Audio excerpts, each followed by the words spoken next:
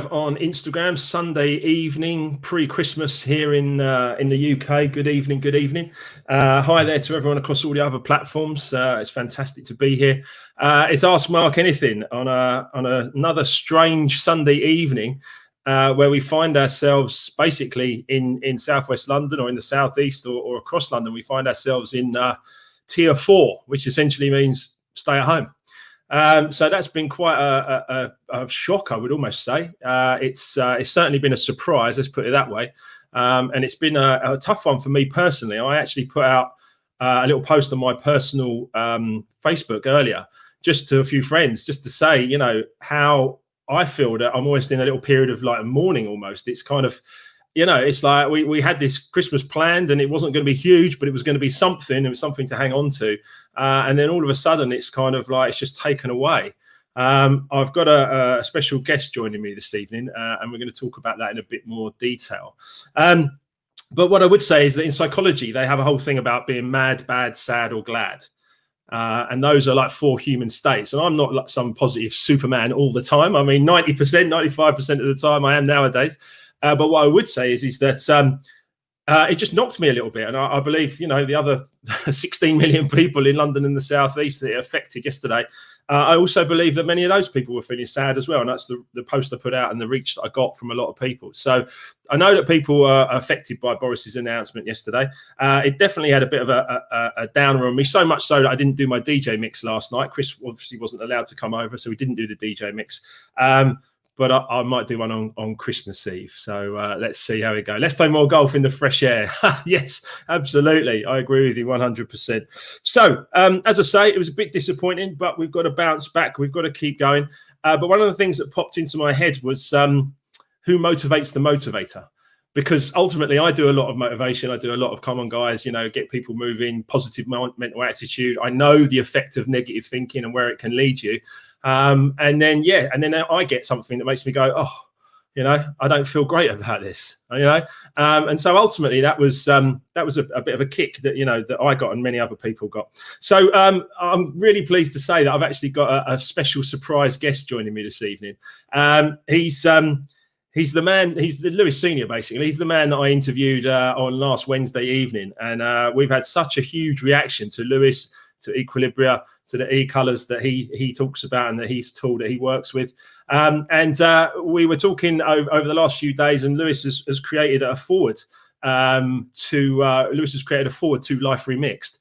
Which I'm absolutely over the moon with. Obviously, we've got Danny Ramplin's written some amazing words. We've got Kevin Green, who's also written some wonderful, wonderful words. And Lewis has joined in and has written part 2 of the forward, which actually came through to me this morning. He's been reading it all weekend, and it came through to me this morning. It definitely lifted me up, and I think the importance of having a coach just goes to show that, you know, at the end of the day, you know, you can be the most positive man in the world, but you still need someone to give you a bit of a nudge or a bit of a push in the right direction. So who motivates the motivator? Let me introduce Lewis, because here he is. Lewis is going to come in and say hi to us. Hey, Lewis. Hi. Hey, how are you? Sorry to hear your news, but we were already there in Spain. So, hey, yeah. It's better to be alive and well, with many more Christmases to celebrate in the future. Absolutely. I 100% agree with you. I really do. We've got a couple of people just jumping in as well. Danielle says, great to see us. So thank you, Danielle. That's great to have you on board. And Mark as well. Mark says, music always motivates me. Yes, it does. It does indeed. And I did listen to a few records earlier that just got me a bit more buzzed up. And I will be doing another DJ mix on Christmas Eve, which I'm looking forward to. Come on, we have got to lift our spirits. But certainly, it gave me a little knock yesterday. But as you say, you know, it's better to be safe at the moment. It's better to make sure that we don't lose any more people ultimately. And you know, it's only a couple of weeks, and then we'll see what happens. And 2021 is going to be brighter for all of us, right, Lewis? I think so, for sure. Well, it can't be, can it? It can't be. Maybe it could. But let's stay with the fact that, you know, there's a lot of effort going in, and you know, it's really easy to knock the governments in all the country, but nobody's ever been in this situation before, and so they're going on. You know, I fully agree. When people are going on the science, you really don't have much choice. And I tell you what, I was listening to a really interesting program on the radio this morning called Talk Radio, which I've, you know, your book You'll be on there. And one of the things they were talking about in the UK, compared to a lot of other countries, when all of this started, they said 72% of the people believed in what was going on and the government was doing the right thing. And most people in the UK are somewhat rule followers. They're now down to about 34% of the people believe what the government's saying, but they're still following the rules, which is a heck of a lot better than a lot of other countries. Absolutely, absolutely. I mean, I've been fortunate to hardly be locked down this year myself because of work and other things that have been going on, of course. But I've always followed the rules, and I'm not about to flout them. At the end of the day, if that's what needs to be done, then that's what needs to be done. So, but I do, one of my things about leadership, as you know, I'm a fellow at the ILM. I've done lots of leadership qualifications, as well as going through Equilibrium and E-Colors material, which we'll talk about later. But one of the things for me is leadership is about under promise and over deliver, because you're going to make people feel better that way. If you under promise at a certain level and you keep people, okay, this is where we're going to be, this is what we're going to do, and then you over deliver to such a point that they are like, wow, this is amazing, thank you so much, they feel good, they feel grateful. For me, that's a good thing to do with leadership. Under promise and over deliver, and do something special that people see. Don't do it the other way around and promise people, like we've had promise for 4 weeks. They promised November lockdown to save Christmas. They promised XYZ for us to all be, and then all of a sudden, boom, no, sorry, you can't go and see any of your family, you've got to stay home. Now, I appreciate what you say about the government, of course I do. But on that leadership piece, I wonder what you think about that. I think it's a very difficult situation. Like I say, it's moving. I'm not a great supporter one way or the other. I live in Spain, and most people here can't even tell you who the prime minister is right now. And the king, the ex-king, he went off to Abu Dhabi because So at the end of the day, every place has their problems. But I do think that at the end of the day, let's talk about it on a slightly different perspective. Budget. A lot of companies and organizations are going through the budgets right now. If you in other words, you under promise. In other words, you put such a fat amount into your budget, and then you over deliver because you got in under budget. That's not healthy either. At the end of the day, I think people are just going to have to take the things to another level of tolerance and appreciate that if everybody manages their own reactions and responds rather than actually reacts to all of this, I think ultimately we'll be a lot better off. Yeah, you're absolutely right. And I certainly wasn't losing my shit about it, but I was kind of like, come on, it's just play the game. Anyway, it was a surprise for us all, and disappointing for all of us, particularly in London and the Southeast. Hey, we're still here. We've got to look at the positives. The positives are we've got 2 weeks, relatively clear diaries. We can put good things out into the world. We can do positives. And talking about that, you've kindly finished your forward to Life Remixed. And you're one of the very few people who's actually read the whole book. Sorry. Go ahead. No, so tell us how you got on. Well, first of all, I want to tell you, we talked about the book. When did you send it me? Friday evening. I actually sat down by Friday night before I went to bed. I read about 2.5 chapters, and then I made my mind up yesterday. I was going to read the whole thing, because I know you're meeting the publisher on Monday, and it was fascinating, Mark. I got to tell you, I was really, really impressed. I mean, I don't know if you want me to share what I wrote or not, but I've got it here because let me share it, and I know we can edit it if you like, but I'll just read it as it came out. So when Mark asked me if I would write one of the forwards for Life Remixed, I immediately said yes, but first I wanted to read the book.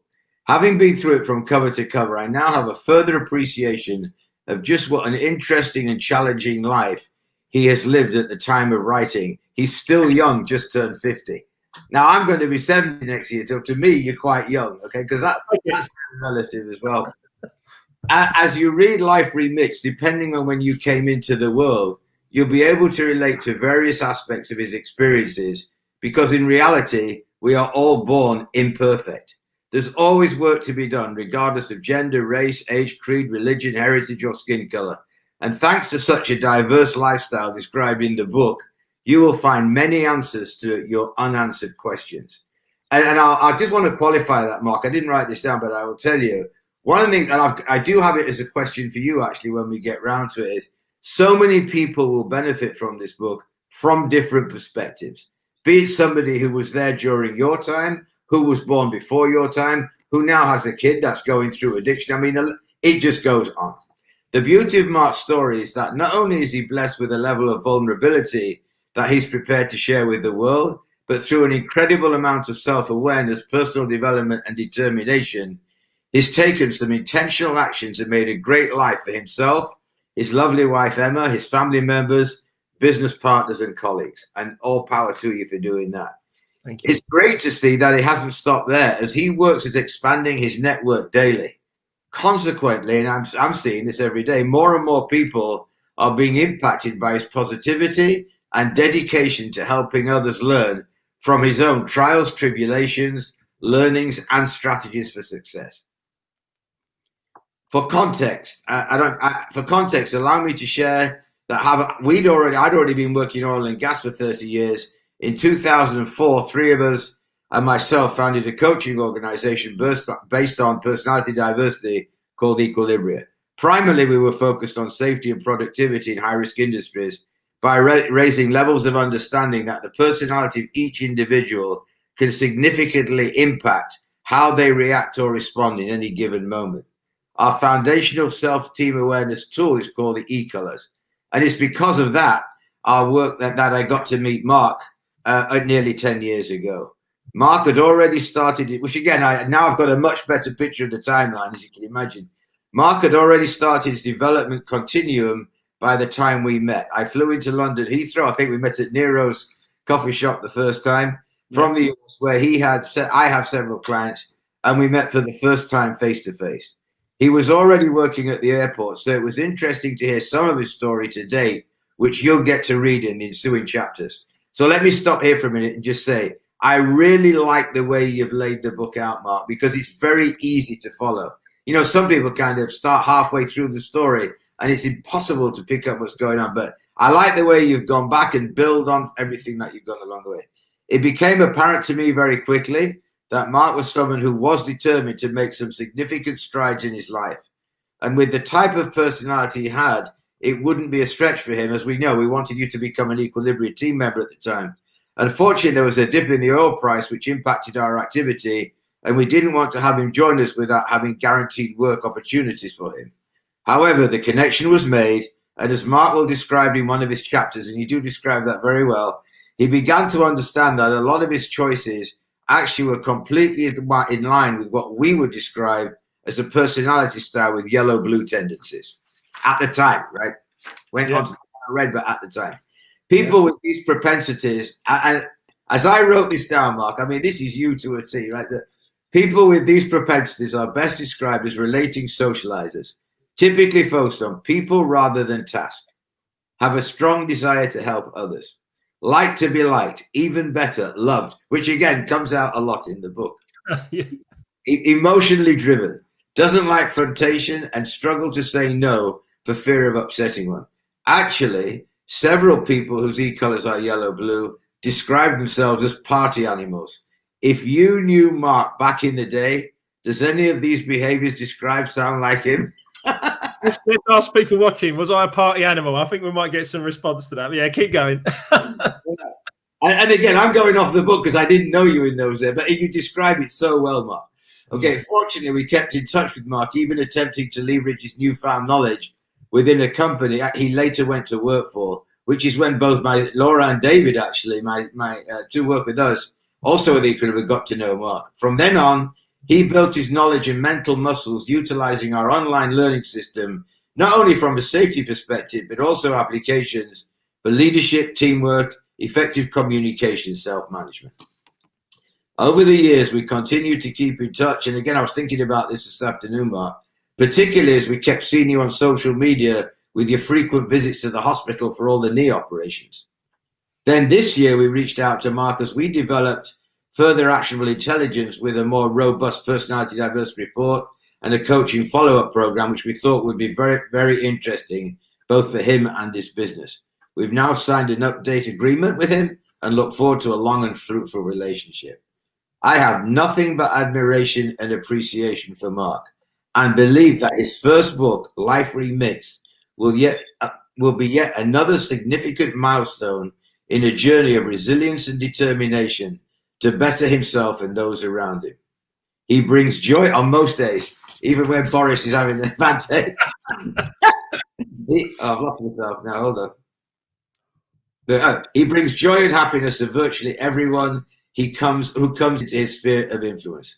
And I told you this the other day, Mark. In my mind, I have dubbed him the London Lighthouse, keeping us all off the rocks while providing a clear vision for the future. Read on, and I'm sure you'll agree with me. I'm willing to change anything, but to me, that's you in a nutshell.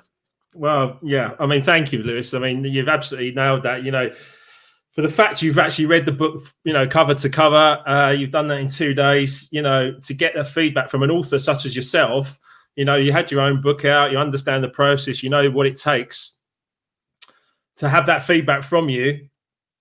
That, you know, that just means a lot to me. It means a lot to me. It means a lot to Emma. It means a lot to us that that someone like you would read the book and be so into it that you decided that you wanted to, you know, be a part of it. We talked about it a lot, and then it was kind of like, look, let's just do this. You know, will you write the forward, please? And off you went. And to deliver it within 48 hours, and you know, you're talking from the heart. You know, you are a leader. You've done. If people don't understand this, I put this on a post the other day. You've done more than most in this world. You've done more than most to keep people safe and to up productivity in high risk environments. Well, you've done more than most, basically. You've done more than just about anyone I know, certainly. And so for you to read it and then give me that feedback, honestly, Lewis, that's beautiful, and thank you. I really do appreciate it. My pleasure. My pleasure. I'm looking forward to 2021. Bring it on, eh? But so tell me, questions. I feel you might have a few questions for me. I do actually, but I just want to back up for a moment because, you know, one of the beauties, Mark, of what I think just radiates from you is this desire for people to be happy and to actually get something out of everything that you bring to the table. So, you know, we did this interview the other night, and I want to tell you, I told you on Thursday, I had people reach out to me. One lady reached out to me, went to kindergarten with me, and that's quite a few years ago, right?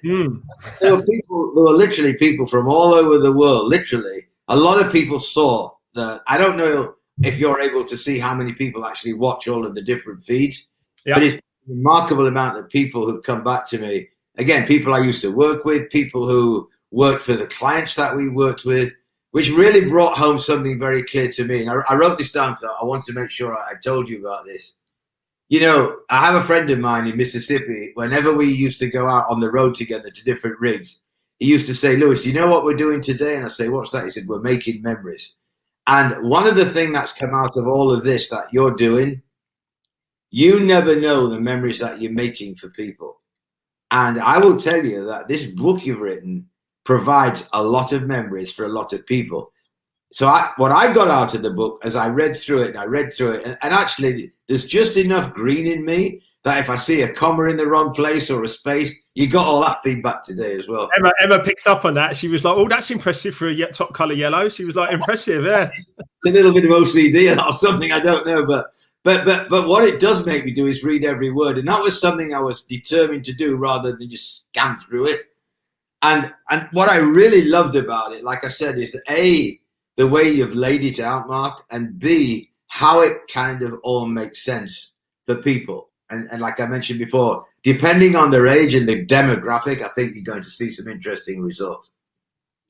So if you don't mind, I would like to ask you a couple of questions. Obviously, I don't want to give too much away because I realize I've read the book now. You want people to read the book, right? There's a couple of things before we do that. Yeah, Emma says no spoilers. She's on there, so no. Yeah, that occurred to me as well. That's fine. But I just another. I've just got a couple of nice other comments that are coming in here from Danielle, obviously saying greetings. You're in Spain. Kev over in Canada saying that's a brilliant insight. We got shouts from Mark and my friend Pete has jumped on here as well, and he just said something really nice. I just want to say, if you share if you don't mind, Lewis. You have shown us to be resilient and to think of ways to ensure we get through this and come out stronger. I hope you realize how much your energy and constant enthusiasm brings joy during those days when we can easily become distracted. Keep smiling, brother, from Pete. Thank you, Pete. I appreciate that, mate. Lewis is the same for me. Lewis is a guy that's inspired me over the years. And that's why I'm so happy to have him here, because people inspiring other people, that's what it's about. Even when I had a little moment of sadness earlier, Lewis was just swooped in and just lifted me up. So anyway, crack on, Lewis. Go on. So again, no spoilers, I promise you, but I think one thing that really jumped out to me almost immediately is when you describe your mission. And I think that is worth probably mentioning. So for those that don't know, how would you describe your mission? Well, my mission is actually my purpose. I stumbled across it when I was younger. I was a DJ kind of like just because I love music, and that was it. And for me, the mission now, once I could broaden it out, was just to bring joy to as many people as possible. And using music was one way of doing it. But certainly now I came up with a life of purpose. The purpose of life is a life of purpose. So I came up with my purpose. And your purpose, by the way, is not something that is written in law for you somewhere or anything like that. You just decide what it is. So you decide and you go, hold on a minute, what gets me going? What's my buzz? What's good for me? And I just put down to bring joy, to bring knowledge, to inspire and create. And it's up there on the wall. And as long as I'm doing those things, this call, for instance, Christine Randall's just jumped in and says we've both inspired Ben in a big way, and has a domino effect. Yeah, it's like ripples in a pond. Excuse me. It's like ripples in a pond. The more positive I am, the majority of the time, and the more that I can bring joy to other people, that ripples out into the pond. Emma's happier, the families are happier, and that's just my purpose now. And I can use music to do that, and I still do. But this book and the words that I've come up with, 14 chapters of it, that can do the same thing. So just tell us the mission one more time. To bring joy, knowledge, inspire, and create. Okay, so your book does that. I just wanted to know that. From my perspective, all of that took place. And that's why I thought it was quite important to recognize that. Maybe just share why you call the book Life Remixed, because again, I thought that was really insightful. Well, I had to describe what a remix is, because to me and everyone else that I know in my little world, as far as I'm concerned, everyone knows what a remix is. You literally get all the parts for a track. So I would get the vocals, and then I'd get the pianos, and then I'd get the bass, and then I'd get the keys. I'd get everything, the kick drum and all the drums. I'd get everything. And then what I would do is and I did this for 20 years as a producer and a remixer. I literally just picked parts out of tracks that I really liked and then morphed it into something new and called it the Mark Wilkinson Remix. So, it had a sound, it was uplifting, it was positive, it was happy. But I used elements from other people's music. There might only be one bar, you might use 4 beats, and you might just sample that little bit and then just loop that up and make it into something that people would dance to. But the point is that remix thing, it just worked so well when we started to look deeply at what was going on in my life. Because bear in mind, Lewis, I get asked this a lot, right? You were a health and safety manager, but you came from technical and working in oil and gas and on the tools, I believe, even in some ways. So you've gone through that process. I didn't do that. I didn't do that.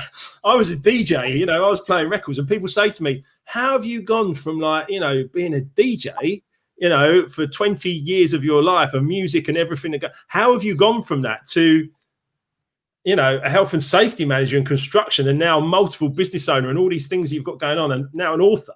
How have you done this? And it's the Life Remix. It's about keeping the bits that you like from, because I wasn't a horrible little shit, I was all right. I wasn't a terrible man, but I was certainly misguided in some areas. And so I just kept the bits of me that were important, the bits that I liked, and the bits like my personality, if you like, or I kept my character essentially, and I just tweaked different parts of it and turned myself basically over a period of the last 15 years into someone I can really be happy and comfortable with, where I wasn't when I was younger. Excellent. So knowing that a lot about the e-colors now, from an e-color perspective, let's just take the red, the red, green, yellow, and blue. What do you think will appeal to each one of them for the book? Well, certainly with the reds are doers, and there's a lot of actions. isn't there? There's a lot of action as you go through the book. It's not a passive book that you're just going to sit there and read and put down and put on the like shelf development and put it on the shelf and forget about it. I hope, like many personal development books that I've read that have actually like motivated me and got me going, I've put a little exercises in the whole way through. As I started to go through my changes, I've mapped it out for people and said, right, okay, so if this is what you want, then go for it and tell me what you want, you know, and then let's see how we're going to get there. So from the action perspective, there's plenty of action to be had from reading and being a part of the book, right? I think the yellows, the socializers, such as yourself, Lewis, and myself, and a lot of people that I've met recently, they'll relate to the different parts of the journey. They'll relate to something in there, either the music, which is relatable, or potentially the pain or the disease or something like that, you know, that could struggle with that, and the relationships, the financial challenges, everything else that's gone through there. Yellows will be able to understand something in there that will connect with them, I believe. The greens, I think they're very much logical thinkers. So it's about strategy. I think greens, you know, top color greens would relate or get to grips with all the information that I picked up and all the learning. It wasn't like, you know, I never picked up a book, read the book, put it down and forgot about it. I picked up the book, I read it, I highlighted bits all the way through different books, and then I went back to them at a later date, or I didn't take anyone's word for anything. I went out and I just tested it out. So I read the books, I got the information in, I got the knowledge, and then I went out in the world and, you know, took some action. And if it worked, which guess what, you know, nearly every time it did, because it's well practiced down to thousands of years, it's just written in different forms. It worked. And when it worked, I was like, right, I'm going to keep doing that then, aren't I? So, you know, so that was important. And then I think the blues, top color blues, they're supporters, you know, they will support it. I think they'll be willing me to succeed. And ultimately, you know, Life Remixed would only have come out if it was a success story. It's basically unable to walk to running 4 marathons, bankrupt to financial freedom. And those things, those are the real big things. And I think blues they'll empathize and support that. So I believe that, you know, dare I say, it's something for everyone. But the point is that, you know, I hope that it's a story that connects with a lot of people. And I fully endorse that, actually. That's what occurred to me. I did make a note for myself here again. So which demographic of the population are you aiming to be your audience? Great question. Because marketing people will tell me that I must have an absolute demographic. And yes, there must be a core support. So my personal feeling is there'll be people that will relate to the book from my music background that are similar age to me, or 10 years above, or even 5 years below. So, you know, maybe 40s to 60 or whatever. There's a group there of people that will have experienced a lot. You know, there was hundreds of thousands, if not more, people doing what I was doing every single weekend from 1988 to like 2003, you know. So there'll be a lot of people that will understand all over the UK. They used to call it like the Balearic network, where people just knew each other in every single area. And then it went worldwide, and that's how I ended up in 65 countries, because I was going here, there and everywhere, because people knew my record or a record that I'd made or been a part of, and they booked me to go and play there. So there'll be people that will identify with that. However, I also believe there'll be people that will want to understand the success story and the coaching opportunities, because you know, at the end of each chapter we put coaching opportunities, remix opportunities we call them. But the point is that, you know, people will identify with that. And then you very kindly pointed out something recently that is very important to me as well. I'd love to be able to help younger people potentially with addictive issues, because I've been there, and I know how hard it is. And I also know how bad it can get. And I think that's important to be able to relate to some people that may be struggling. You know, there's a couple of things. Again, Mark, I really, really kind of understood some things that had been going through my mind, maybe even for a few years, that became very clear to me when I was reading the book, actually. And you know, in fact, I wrote it down for myself. Is one of the things I think this book's going to do. It will stop people judging on what they believe is right and wrong. And you know, so for example, when I was a kid, you know, I think I smoked one joint when I was about 16. Didn't like it and never bothered again, actually. But the idea of taking some of the stuff that you did take was completely out of left field, right? But today, that's a different world. And you know, it's actually been bothering me a little bit as I kind of, you think at the beginning of COVID, if you look back on what was on Netflix, 50% of the programs were about cocaine. Yeah. Selling it, making it, shipping it, whatever, you know. And so it's kind of in your face the way cigarettes used to be advertised everywhere until people began to understand what was going on. So you've got to imagine, to a degree, it's probably harder to resist today than ever, I would think. So I do have a question for you, Mark. And again, no spoilers. Go for it. If you had your time all over again, would you do anything differently?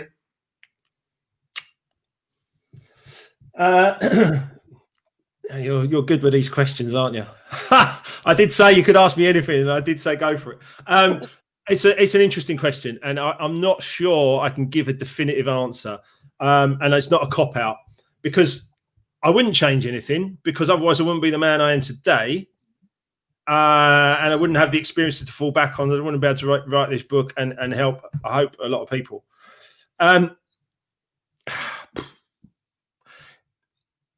If it's all ifs and buts, Lewis, isn't it? It's all ifs and buts. At the end of the day, if I could go back to being 20 with the knowledge and information I have now and start over again at 20, I'd be a multi-millionaire by the time I was 50. Because of the amount of value and the amount of understanding and assets and all the stuff that I talk about in the book as well. You know, all the things I could do to help and change. You know, if I could go back and talk to my 20-year-old self, I'd say to him, you want to be a DJ? Brilliant. Great stuff. You love music? Brilliant. Great stuff. Go for it. But sort out assets and things that pay you money even while you're sleeping, and get things moving in other directions so that you're not just living hand to mouth and you're at the beck and call of, you know, essentially, you know, the club scene. And you know, but I never quite nailed that, to be honest. So, but there will be people listening to this, and this is one of the reasons I want to kind of just pull that string a bit, if you don't mind. Yeah. So if you had understood your personality propensities and that of your mum and your brother back then, do you think you'd have had a better relationship? Yeah, definitely, 100%. And listen, I'm not just saying that because you've written part of the foreword to my book. I'm going to say right here, right now, that the e-color system has helped me connect with my mum and my brother completely differently, and also with my wife in such a positive way. You know, Equilibrium and the e-colors, and the particularly the premium report we've gone through recently, but even the basic report and the feedback and the, you know, just understanding your strengths and potential limiters. If I'd have understood that about my family back then, it would have been totally different. But I found them. I'm yellow, so I'm all like big picture, bounce around, come on, let's go, socialize, DJ, all this kind of stuff. My mum and my brother are very much blue green, and Emma's green blue. But the point is that my mum and my brother, I always found them to be just so different to me. They're just so different. You know, I used to joke that, you know, perhaps I belonged to the milkman or something. I don't know. But the point is that they were so different to me. And obviously my dad died when I was young, so I didn't really know him very well. I was 17, 18 when he died, and I never really knew my dad. So not as a man, you know. So yeah, I think that if someone had put e-colors in front of me and asked me to do a simple 15-minute personal diversity indicator, as you've got on equilibrium.com, I think that feedback would have come out and would have actually like made a huge difference to me. And I think I know where you're going with this, because I've been yellow blue for the last 10 years, and we're going to talk a little about addiction and addictive tendencies now, right? But I've literally just done the PDI again for about the 4th time or the 5th time in the last 10 years. And I've literally just tipped 1% into yellow red. And my belief is because of the changes I've made in my life, and also the way that I run multiple businesses now. I need to be a bit more decisive, a bit more doer, you know, than just the yellow blue. But carry on, please. Yeah. No, I think you've hit the nail on the head. So it's a managed behavior, right? And I think that's brilliant. Now, I did actually, this whole thing about addiction, actually, ever since Wednesday when we had our last discussion, it's been banging around in my head quite a bit if you don't mind, for a couple of reasons, Mark, I just want to share. Yes. So as I mentioned the other night, we spent a lot of time working in residential treatment centers, and there was a couple of things that started to show up. Wherever we work in education, typically they have a cohort of e-color champions, people that want to take things a little bit further. In each of the 9 residential treatment centers, when I went in there, I would only meet the champions. If people didn't want, they just said, meet the champions, there were 20 or 30 of them, and spend a couple of hours with them. Of the 9 residential treatment centers, I would say well over 90% were yellow, blue, blue, yellow, yellow, red. And so, and again, I also realized that those e-colors like to be e-color champions. So it doesn't mean there weren't other people there of other e-colors who just didn't come into the sessions. But one of the things that started to occur to me was, if you go back to your own e-colors, this is why I think it's so important from what you're saying in the book as well. So I do have a couple of questions, and don't think too long about the answer, because I think this is important. When you were younger, when you were yellow, blue, and I know you describe it well in the book, why did you take that first, whatever, be it ecstasy or whatever? Could you have said no? Could you have just said, no, I don't want to be in that? Or was it that? I don't know, actually. That's a great question. I mean, I almost want to say there was a bit of peer pressure, or also, I've got a great thing that proximity is power, right? At the end of the day, if you've got close proximity to people, then you can start to make a difference, and connections can happen, circle of influence, all the stuff you talk about in your book at the end of the day.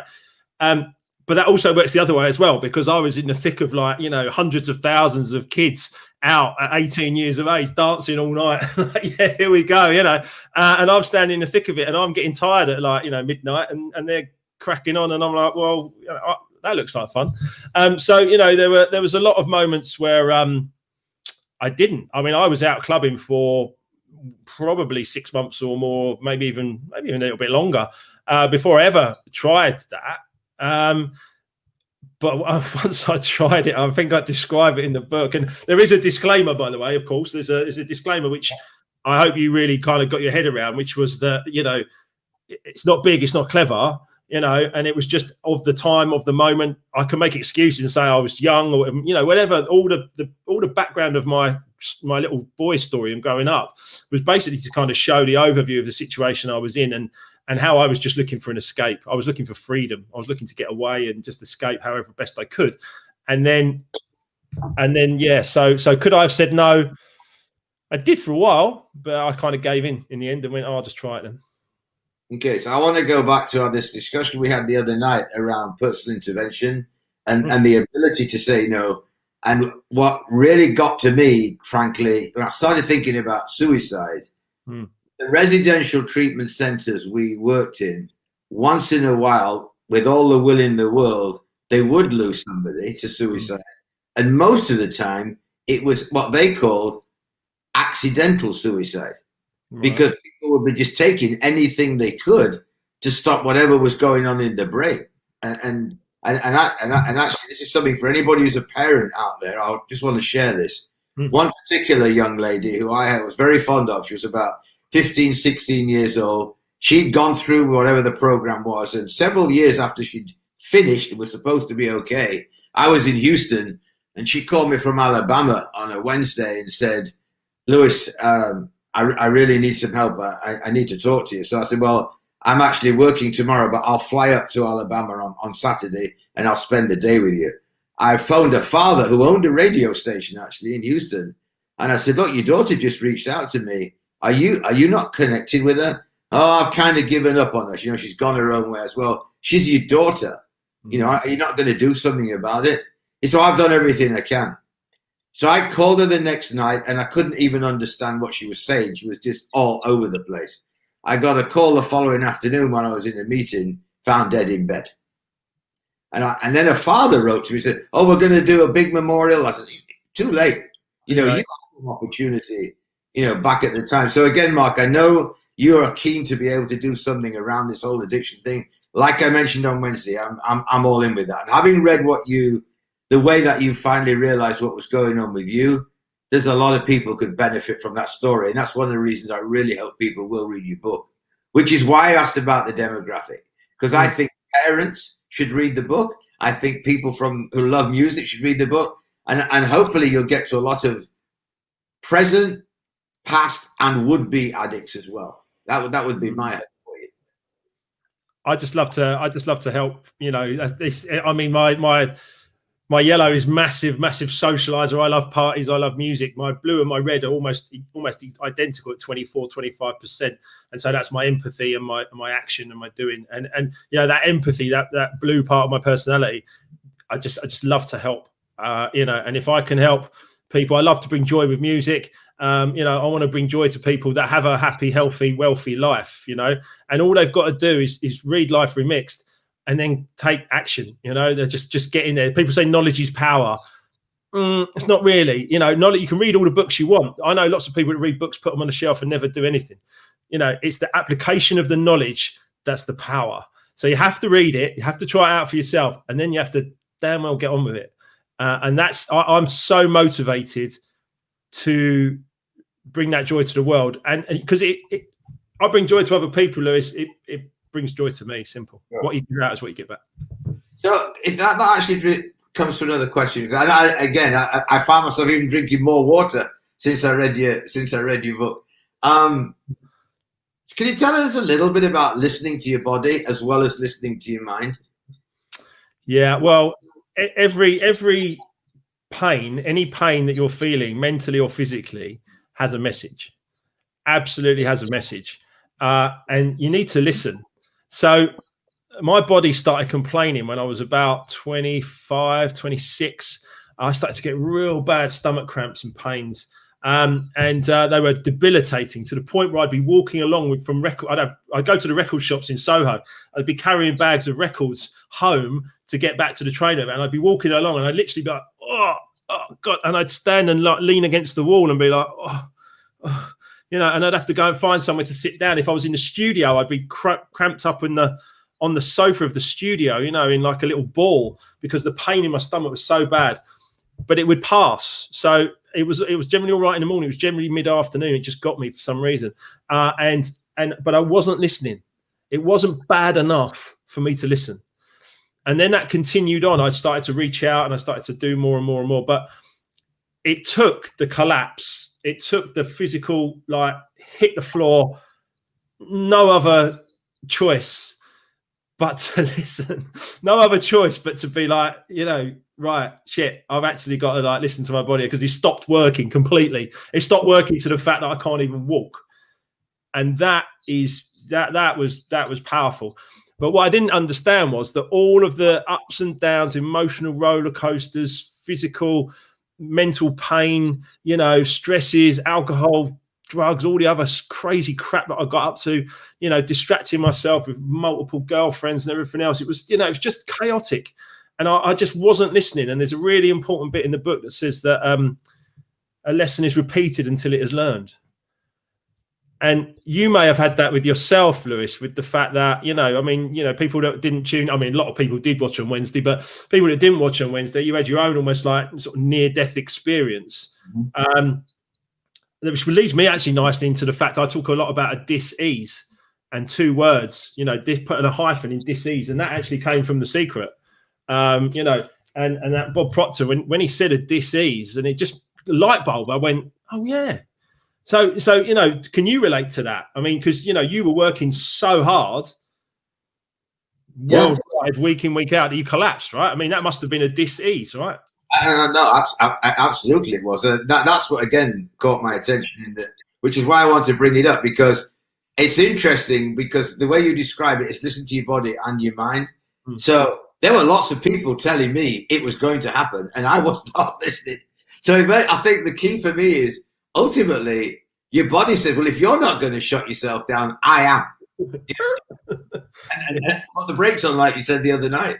And that's exactly what happened to me. And from reading your book, it sounds very much like the same thing. The message may come to in different ways, but I would imagine if you talk to most people who've been something like we've been through, they'll tell you the same thing.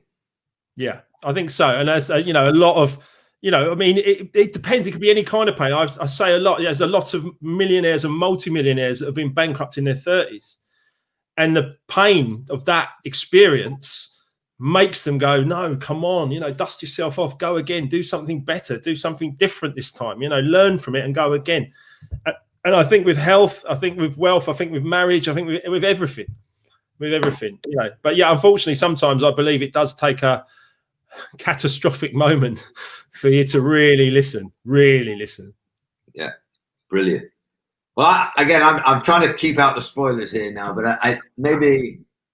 So a couple more things. So, because I do think this is fantastic, and especially this time of the year, the benefits of setting lifetime goals. Well, purpose, vision, and goals. I've got some younger clients I've got some younger people that they really struggle with the whole purpose thing. They can't, like, it's too much almost for their mind at that moment. They're like, I can't get it. I'm like, okay, fine, don't worry about that. Let's move back to goals and then the vision. Because if we can set goals, even if they're small goals every 3 months, you can do so much in 90 days. It'll blow your mind. It'll blow your mind. In 90 days, you can make huge changes in your life that will put you on a trajectory to the lifetime goals. Now, the best example that I can use really is with my own mother, because me and my mum used to clash quite a lot when we were younger. We've since gone through a whole process. There's a lot of stuff in the book, Lewis, as you've read. We've gone through a lot, and we've come together so much in the last few years. And I said to my mum, because I knew how I ran the marathon and how I've got financially free and how I've done all this stuff. It's because I set goals. I had a purpose and I got the vision, but I set the goals. So I said to my mum, she's 75, and I said to my mum a few years ago, I said, Mum, listen, I didn't want to call it a bucket list, although we kind of did, but I said, like, Mum, because she'd given up everything for her boys. I said, Mum, listen, I said, I want you to set some goals now. Stop looking after everyone else. My mum's classic, looking after everyone, Lewis. I think you said that about your mum. And my mum's classic, looking after everyone else, but not really looking after herself half the time. It's probably where I got some of that from as well, by the way. But the point is, I said to her, look, Mum, set some goals now. And she put down a top 10 of goals. One of them was we live not far from Wimbledon tennis. Never been to Wimbledon. She's never been there. I said to her, put that down on the list, right? She's been to four of the 5 last years of Wimbledon tennis. She got a ticket for the women's final. I mean, we set the goal and we just got about doing it. And the next thing you know, she's sitting in the Wimbledon's final having like strawberries and cream and having a great time. So, and then we did this thing with, she wanted to go to Egypt. She said, I want to ride a camel around the pyramids. I went, all right, Mum, fine. It's all in the book. We got her there last October, when we could travel still. We got her there like a year and a bit ago. And there's a picture of her like on a camel, like riding around the pyramids. And it was just beautiful. It was so, so beautiful to give that experience to my mother. But if you set the goal, see, my mum's never set goals up to this point. Her only goal was to have children and look after them. And, it's only in the last few years I've got her setting goals. And now her life is like, so please, start now. Whatever age you are, start now, set some goals, and let's get moving. Well, I tell you, it certainly got me thinking, and in fact, I've spent some of the afternoon doing just that. Good. So I just want one more thing from the book. I love what you say at the end about, and I like the way you've quoted different songs. Took me a while to catch on what was going on, but I believe in miracles. Can you tell us what your 4 miracles were? Well, the four miracles, really. Well, I'm not sure if it's 4 or not. You might have to help me, but definitely one of them was unable to walk for 18 months, and then getting myself better, and then training myself in 4 months to go from unable to run. I'm a big guy, right? Trying to get me to run anywhere wasn't happening. And one of my friends said to me, "Do you want to do London Marathon? It's got a space, raise money for charity." I was like, "Yeah, like you said, I'm all in." So I went for that, and I've trained myself from unable to run at all in 4 months to do 4 hours and 39 minutes at the London Marathon. And I'm pretty pleased with that, to be honest. So that was a big miracle. And that around that time, I was having the idea for this book, and there's a lot of strategies in there about how I got there, and a lot of a lot of proof about the fact that I visualized myself across the finish line, and that's how I got there. So that was pretty miraculous. The other miracles in my life, certainly getting married, and actually having a successful relationship after all the silly things I did when I was younger, to actually be at a point where I can be loving and be in a solid relationship and give and receive love in a good way. It's a miracle to me every day, and I'm massively grateful for it. And the last one I would say is, so it's three. You might have to remind me of the fourth one. But the third one is bankrupt to financially free as I live today. I've used your strategies. I've used the colours. I've used Kevin Green and KGW strategies. I've worked on myself to be better and better and better at everything that I'm doing, so that I will look after my clients and build something really, really big and important, and like I said, I just turned 50. The next 10 years of my life are going to be fabulous because of the strategies and everything that I'm doing. So bankrupt to financially free is a beauty, and I love helping people. I love helping Kevin's clients and KGW clients because they're amazing. I love working with all of my clients. I've got so many clients across health, safety, construction, everywhere now, it's happy days. So those are the miracles for me. Was there another one I've missed? Well, they'll have to read the book to find out. Very good. Very good. Very good. I love it, mate. I love it. So listen, you've been, so supportive. I mean, even in the last 6 weeks, just stepping up and just going through the process we've gone through, it's really it's been amazing. And you've introduced me to some amazing people across the world. Obviously, Lynn, Equilibrium in Sports, Jeff, Equilibrium in Healthcare, e-colors in both of those. So we're going to be talking to them in the coming weeks as well about their strategies and their life stories as well, because it seems that you've got a great deal of people around you. I mean, you're 20 years ahead of me, but you've got a great deal of people around you that have been positively impacted by your story, and obviously then taken that themselves, but they've obviously been through their own challenges as well. And the other one that I'm loving, by the way, is Garrick Jones. What a dude Garrick Jones is. If you don't know who Garrick Jones is, you need to go and look him up. He's running for general manager of the Houston Texans. I remember the Houston Oilers, funnily enough, and I had to look up and find out what the Houston Oilers are a franchise. They've gone somewhere else. They're the Tennessee Titans now, and the Houston Texans are the new team in the area, in the city. So Garrick's running for that, and he's an amazing guy. Yeah, he really is. Again, we got introduced to him. Ben McMahon, friend of ours, he introduced a few years ago, always had a passion for American football. I went to meet Garrick, and this is like a 300-pound African, big guy. And he's got a heart of gold. He's off the chart, yellow-red. Yeah. And it's just like yourself. He's got his fingers in multiple pies.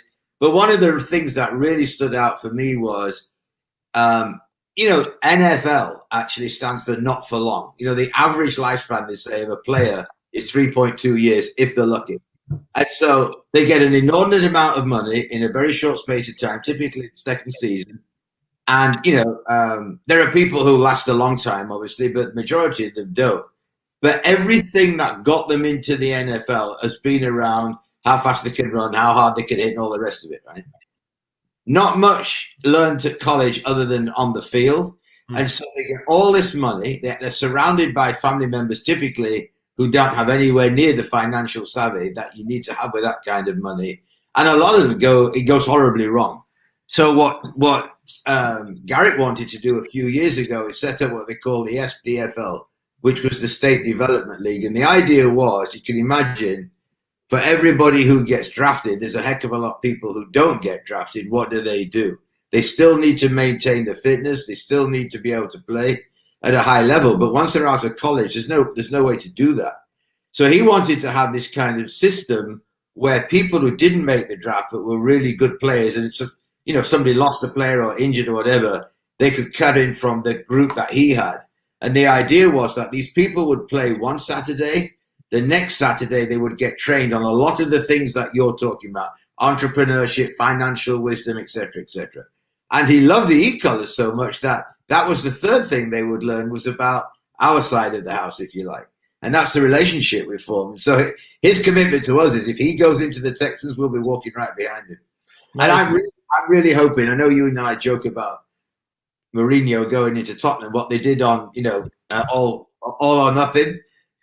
But I will tell you, I'm really hoping that Garrett gets the job at the Texans and they actually follow him in from day one, because he will turn that place upside down. No doubt in my mind.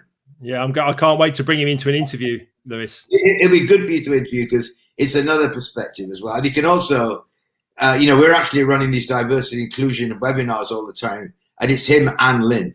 And with some of the things that have been going on in the States recently, around Black Lives Matter and everything, it's a huge, huge issue and something that needs to be discussed. Yeah, absolutely. Yeah, no, I'll definitely join one of those. You're fascinating people that you're introducing me to, and I'm massively grateful. But most of all, I'm grateful to you, Lewis. You've been so supportive in the last few weeks, and 2021 is going to be a really interesting year for all of us. For Danny Ramplin, yourself, Kevin Green, Life Remixed. Everything that we're working on. We're all got the right intentions. We just want to bring that value to other people. You've clearly been doing that over a long period of time in high risk environments. And now you're obviously spreading that out into healthcare, sports, and possibly even Houston Texans. It's wonderful, mate. And obviously, if anyone wants any more information on e-colors or Equilibria, they can reach out to you or me, obviously. We're both here to help with that. I'm just going to sort of round it up here. Unless have you got any final questions or anything? Otherwise, I'm going to round it up. No, I'm just going to encourage you to. I know it's difficult with what's gone on with COVID, but use the time wisely over Christmas to at least regenerate. I know your mind's still going to be going, but take a bit. We all need to take a bit of a rest and just get ready for next year, like you say, because there's, it too will pass, as they say. Yeah, absolutely. It will pass. And I'm gonna do a couple of DJ mixes. I'm gonna do some more work on the book. I'm just gonna be edging it forward, ready for the February release. Of course, you can pre-order at markwilkinsonofficial.com/shop if you want a signed copy. So people are more than welcome to do that and pre-order. We're getting quite a lot of pre-orders in already, which is really nice and really supportive. And I really appreciate the efforts that people are going to that they want to read this and then hopefully take some of those strategies into their own lives. So, it's going to be interesting here in the UK. We've got basically a full lockdown pretty much, apart from a bit of exercise over the coming weeks. So we'll make the best of it. Tomorrow morning, I'll be back for a bit of Monday motivation at 8 a.m. Tuesday night, Life Remix samples at 7:30 p.m. We're looking at chapter 6. Wednesday night, I've got Lorraine Hahn. You might have seen that, Lewis. We've got Lorraine Hahn from CNN. And CNBC. She's in interview with me on Wednesday evening. She's in Hong Kong, so we've got some amazing stuff from her. She's interviewed Henry Kissinger, Tiger Woods, Elton John, and then she's chatting with me. It rolls off the tongue, Lewis. And then Christmas Eve on Thursday evening, I'm going to do that DJ mix on Christmas Eve for everyone. So I just round it up and say, look, Lewis, thanks again, mate. People can watch this video and follow up, of course, as well. And I will send you the file as usual. But just want to say big love to you, all the family. Particularly, I love your wife. You've that quote about "Get up, you idiot." There's nothing wrong with you when you. That's just. I can imagine Emma saying something like that to me, to be honest. But I love that. That's great. And I just want to say big love to all of you guys over there. Thanks again, and I'm looking forward to us working together in 2021. Same here. Thank you. You're a gentleman, mate.